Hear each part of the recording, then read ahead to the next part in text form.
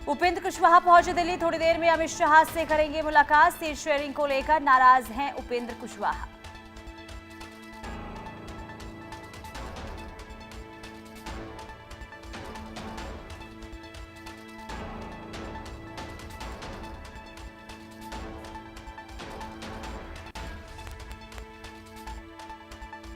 NDA में seat sharing के बाद भी उपेंद्र कुशवाहा नाराज। आरएलएम प्रमुख उपेंद्र कुशवाहा ने कहा, इस समय एनडीए में कुछ भी ठीक नहीं चल रहा है।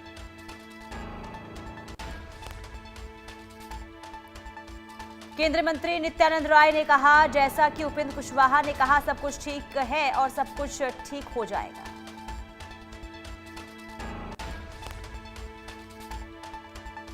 आज से बिहार में चुनाव प्रचार का आगाज करेंगे पीएम मोदी। बीजेपी कार्यकर्ताओं को संबोधित करेंगे। मेरा बूथ सबसे मजबूत पहल के साथ सीधा संवाद।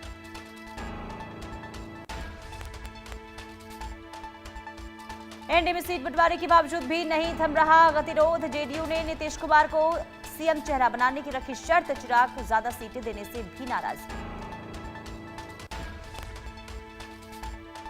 महागठबंधन में सीटों के फॉर्मूले पर लगी अंतिम मुहर। आज हो सकता है औपचारिक ऐलान। आरजेडी 135, कांग्रेस 60 सीटों पर लड़ सकती है चुनाव। मुकेश सहनी की सीटों पर फंसा पेच।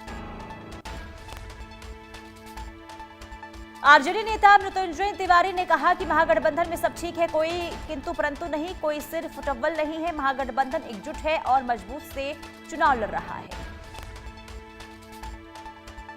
आज बिहार में चुनाव प्रचार करेगी दिल्ली की मुख्यमंत्री रेखा गुप्ता। विजय सिन्हा और डॉक्टर सुनील कुमार के नामांकन में होंगे शामिल। जीतन राम मांझी की अहम पार्टी ने जारी की 6 प्रत्याशियों की सूची। टिकारी से अनिल कुमार, सिकंदरा से प्रफुल्ल मांझी और कुटुबा से ललन राम को दिया गया टिकट। बीजेपी का कांग्रेस पर हमला। बीजेपी का कांग्रेस ने हमला करते हुए कहा कि अमित मालवीय ने कहा कि महागठबंधन बिखर रहा है, कांग्रेस राजद को खत्म करना चाहती है। बीजेपी में शामिल हुई लोक और भक्ति गायिका मैथिली ठाकुर बिहार में अलीगढ़ से चुनाव लड़ सकती हैं। बीजेपी प्रदेश अध्यक्ष दिलीप कुमार जायसवाल ने दिलाई सदस्यता। दिल्ली में कांग्रेस चुनाव समिति की हुई बैठक। चुनाव के लिए उम्मीदवारों के नामों पर अंतिम मुहर लगकर हुई सील बंद। 76 उम्मीदवारों के पैनल पर भी हुई चर्चा। डिप्टी सीएम विजय कुमार सिन्हा आज लखीसराय से करेंगे नॉमिनेशन। शक्ति प्रदर्शन के बाद जनसभा को करेंगे संबोधित।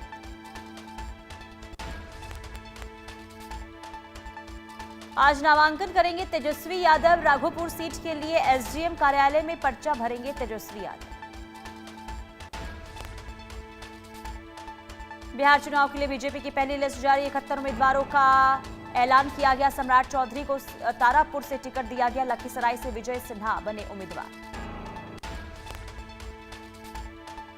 केंद्रीय गृह मंत्री अमित शाह का 3 दिन बिहार दौरा। टिकट कटने से नाराज नेताओं की नाराजगी दूर करेंगे अमित शाह। 16 अक्टूबर को बिहार आ सकते हैं अमित शाह।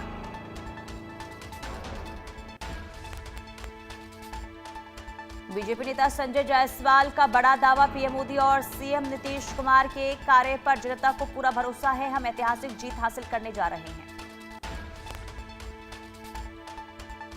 गया शहर से बीजेपी उम्मीदवार प्रेम कुमार ने कहा कि विपक्ष का उद्देश्य सत्ता प्राप्त करना है और वो कुर्सी के लिए लड़ रहे हैं। हमारा उद्देश्य सेवा है और हम सेवा के लिए लड़ रहे हैं। दीघा से बीजेपी उम्मीदवार संजीव चौरसिया ने कहा, दीघा के सेवक के रूप में हम निरंतर सेवा करते रहे। उसी परिणाम में मुझे तीसरी बार सेवा करने का मौका पार्टी ने दिया है। बीजेपी नेता अजय आलोक ने कांग्रेस पर कसा तंज। बोले, अगले 4 दशक तक कांग्रेस आत्मचिंतन करे और तेजस्वी और अखिलेश जैसों से दूरी बनाए जिन्होंने अपने ही लोगों का अपमान किया है। बिहार बीजेपी अध्यक्ष दिलीप जायसवाल ने महागठबंधन पर कहा, वह आपस में स्पर्धा है, एक दूसरे से आगे बढ़ने की होड़ लगी है। आईपीएस पूरन सिंह के पोस्टमार्टम के लिए परिवार ने दी सहमति। आज होगा आईपीएस के शव का पोस्टमार्टम। पोस्टमार्टम के बाद आज ही अंतिम संस्कार होगा। चंडीगढ़ पीजीआई पहुंची एसएसपी कंवरदीप कौर। चंडीगढ़ पहुंचे कांग्रेस नेता राहुल गांधी। आईपीएस वाई पूरन कुमार के परिवार से की मुलाकात। पीड़ित परिवार को हर संभव मदद का दिया भरोसा। पीड़ित परिवार से मिलने के बाद राहुल गांधी ने कहा, दलितों के साथ सालों से गलत हो रहा है। ये सिर्फ एक परिवार का मामला नहीं है, देश में करोड़ों दलित हैं। राहुल गांधी ने कहा कि आप कितने भी सफल हो, अगर आप दलित ही हैं तो आपको दबाया जा सकता है, कुचला जा सकता है, फेंका जा सकता है।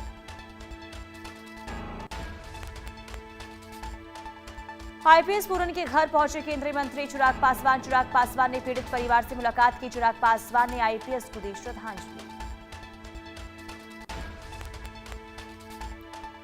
परिवार से मुलाकात के बाद चिराग पासवान ने कहा, कोई भी दोषी बख्शा नहीं जाएगा। ये पूरे देश के लिए चिंता का विषय है। परिवार की हर मांग को पूरा किया जाएगा। कांग्रेस सांसद कुमारी शैलजा ने कहा, जब संसद का सत्र होगा तो हम इस मुद्दे को उठाने की कोशिश करेंगे। राज्य की कानून व्यवस्था बदहाल है, कार्रवाई में समय क्यों लगा।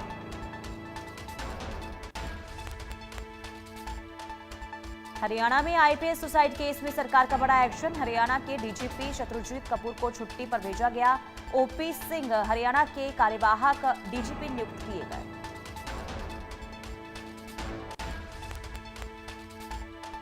मृतक आईपीएस अधिकारी वाई पूरन कुमार के परिवार से अकाली दल के अध्यक्ष सुखबीर सिंह बादल ने मुलाकात की। चंडीगढ़ में आईपीएस अधिकारी के परिवार से मुलाकात की गई।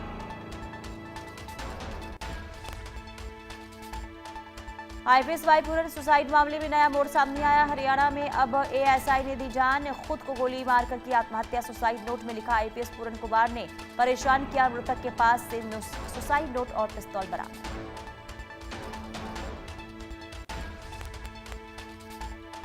मृतक एएसआई संदीप के भाई जसवीर ने कहा, हम चाहते हैं कि एफआईआर दर्ज हो और कार्रवाई हो। हमने सरकार से निष्पक्ष जांच और न्याय की मांग की है।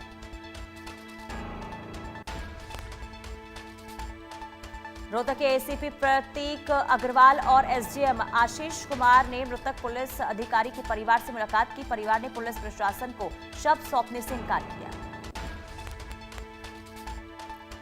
सोनम वांगचुक मामले में लेह के जिला मजिस्ट्रेट ने सुप्रीम कोर्ट में दाखिल किया हलफनामा। कहा, सोनम की गिरफ्तारी वैध तरीके से की गई। आज मामले पर सुप्रीम कोर्ट में होगी सुनवाई।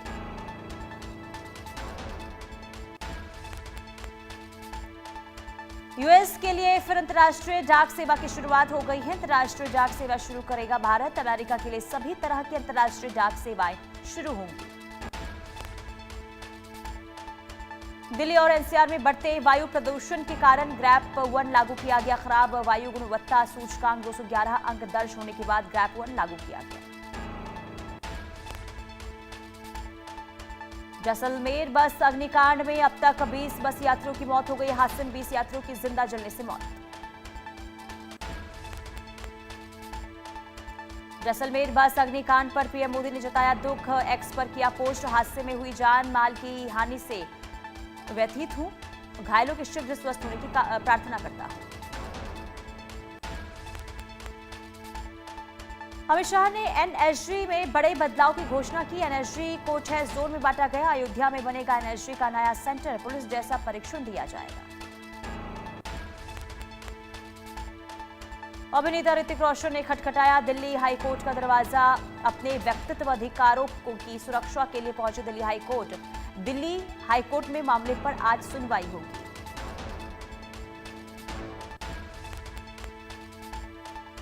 भारत और मंगोलिया के बीच समझौता ज्ञापनों का आदान प्रदान हुआ। प्रधानमंत्री मोदी और मंगोलिया के राष्ट्रपति इस दौरान मौजूद रहे।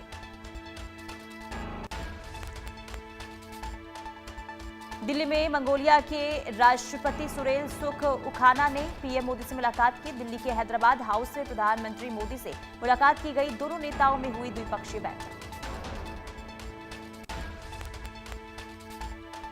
प्रधानमंत्री नरेंद्र मोदी ने हैदराबाद हाउस में की वार्ता। मंगोलिया के राष्ट्रपति के साथ प्रतिनिधिमंडल स्तर की वार्ता की गई। पीएम मोदी ने कहा कि दोनों देशों का रक्षा और सुरक्षा सहयोग लगातार मजबूत हो रहा है। मलेशिया के सीमा सुरक्षा बलों के लिए भारत नए कैपेसिटी बिल्डिंग कार्यक्रम शुरू करेगा।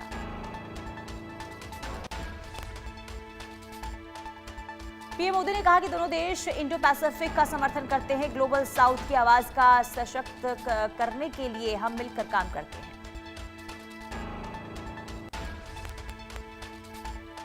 यूपी के मुख्यमंत्री योगी आदित्यनाथ ने ओसीआर बढ़ाने के संबंध में समीक्षा बैठक की, अधिकारियों को दिशा निर्देश दिए।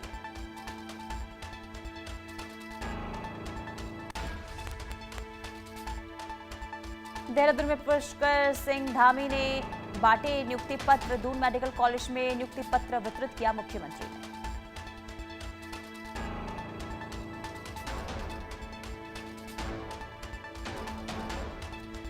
उत्तराखंड के मुख्यमंत्री पुष्कर सिंह धामी ने हल्द्वानी सिटी बस सेवा को हरी झंडी दिखाई। मुख्यमंत्री ने दीनदयाल मातृपितृ तीर्थ यात्रा बस को हरी झंडी दिखाकर रवाना किया।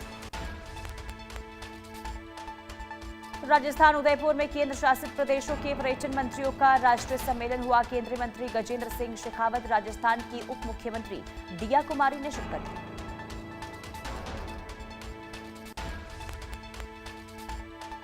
दिल्ली केंद्रीय मंत्री सुकांता मजूमदार ने राहत सामग्री के वाहन को हरी झंडी दिखाई। बाढ़ प्रभावित सिलीगुड़ी के लिए बाढ़ राहत सामग्री को भेजा गया।